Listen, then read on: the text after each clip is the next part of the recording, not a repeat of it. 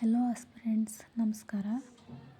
ನಾನು ಇವತ್ತು ಏನಕ್ಕಪ್ಪ ವಿಡಿಯೋ ಮಾಡ್ತಿದ್ದೀನಿ ಅಂದರೆ, KE ಎಕ್ಸಾಮ್ಸು ಡೇಟ್ ಆಲ್ರೆಡಿ ನಿಮಗೆಲ್ಲ ಗೊತ್ತಾಗಿದೆ. ಇನ್ನೊಂದು 2 ವೀಕ್ಸಲ್ಲೆಲ್ಲ ಎಕ್ಸಾಮ್ಸ್ ಬರುತ್ತೆ. ಈ ಲಾಸ್ಟ್ 2 ವೀಕ್ಸಲ್ಲಿ ನಾನು ಆಲ್ರೆಡಿ ಓದ್ಬಿಟ್ಟಿದ್ದೀನಿ, ಎಲ್ಲ ಇದು ಮಾಡಿದ್ದೀನಿ. ಇನ್ನೂ ಓದೋದಿದೆ ಅಥವಾ ಇನ್ನೂ ಏನೋ ಕಂಪ್ಲೀಟ್ ಮಾಡೋಕ್ಕೋಗಿ ತುಂಬ ಟೈಮ್ನ ವೇಸ್ಟ್ ಮಾಡ್ಕೋತೀರಾ ಆಸ್ಪಿರೆಂಟ್ಸ್ ಅಂತ ನನಗನ್ಸುತ್ತೆ.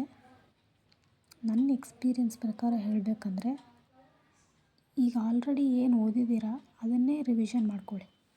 ಈಗ 10 ಪೇಜಸ್ ಓದಿ ಇನ್ನು ನಾನು 90 ಪೇಜಸ್ ಕವರ್ ಮಾಡಬೇಕು ಅಂಥೇಳಿ ಕವರ್ ಮಾಡೋದ್ರಲ್ಲಿರ್ತೀರೋ ಹೊರತು ನೀವು ಅದನ್ನೆಲ್ಲ ಬ್ರೈನ್ ಅದನ್ನೆಲ್ಲ ತೊಗೊಳ್ಳೋದಿಲ್ಲ. ಸೊ ಏನು ಮಾಡ್ತೀರಂದರೆ 10 ಪೇಜಸ್ ಓದಿರಂದ್ರೆ ಅದೇ 10 ಪೇಜಸ್ನ ಕರೆಕ್ಟಾಗಿ ನೀಟಾಗಿ ಓದ್ಕೊಳ್ಳೋದು, ರಿವಿಷನ್ ಮಾಡ್ಕೊಳ್ಳೋದು ಬೆಸ್ಟ್ ಅಂತ ನನಗನ್ಸುತ್ತೆ. ಸುಮ್ಮನೆ 100 ಪೇಜಸ್ನೆಲ್ಲ ಕವರ್ ಮಾಡೋಕ್ಕೋಗಿ ಎಲ್ಲ ಮಿಕ್ಸಪ್ ಆಗಿಬಿಡುತ್ತೆ. ಯಾಕಂದರೆ ಕೇವಲ ಒಂದೇ ಸಬ್ಜೆಕ್ಟ್ ಇರಲ್ಲ ನಮಗೆ ಓದೋದಕ್ಕೆ. Current affairs, GK papers, 7 papers ಎಲ್ಲ ಸಬ್ಜೆಕ್ಟ್ಸ್ನೂ ಕವರ್ ಮಾಡಬೇಕಾಗುತ್ತೆ.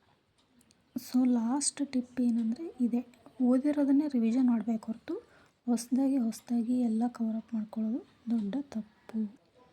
ಇನ್ನು 2ನೇ ಟಿಪ್ ಏನಂದರೆ, ಕಂಪಲ್ಸರಿ ಕನ್ನಡ ಈಗ ಆಲ್ರೆಡಿ ಡೇಟ್ ಫಿಕ್ಸ್ ಆಗಿದೆ. ಅದಕ್ಕೂ ಇನ್ನೊಂದು 2 to 3 ಡೇಸಲ್ಲಿದೆ. ಯಾರು 10th ಅಥವಾ PUCವರೆಗೂ ಅಥವಾ ಅದಕ್ಕೆ ಈಕ್ವಲೆಂಟ್ ಆಗಿರೋ ಸ್ಟಡೀಸಲ್ಲಿ ಕನ್ನಡವನ್ನು ಫಸ್ಟ್ ಮಾಧ್ಯಮವಾಗಿ ಅಧ್ಯಯನ ಮಾಡಿದಂಥವ್ರು ಕಂಪಲ್ಸರಿ ಕನ್ನಡನ ಬರೆಯೋ ಅವಶ್ಯಕತೆ ಇಲ್ಲ. ಮತ್ತು HK ನಾನ್ HK ಅವರಿಗೇನು ಸೇಮ್ ಡೇಟಲ್ಲಿನೇ ಕಂಪಲ್ಸರಿ ಕನ್ನಡ ನಡೆಯುತ್ತೆ ಎಕ್ಸಾಮು. ಮತ್ತು ಅದನ್ನ ತಲೆ ಕೆಡಿಸ್ಕೋಬೇಡಿ, ನಾನ್ HKದವ್ರಿಗೆ ಬೇರೆ ದಿನ, KK ಅವರಿಗೆ ಬೇರೆ ದಿನ ಅಂತ. ನಿಮಗೆ ಇನ್ನೂ ಏನಾದರೂ ಡೀಟೇಲ್ಸ್ ಬೇಕಾಗಿದ್ದರೆ ನನಗೆ ಕಮೆಂಟ್ ಮಾಡಿ. Thank you.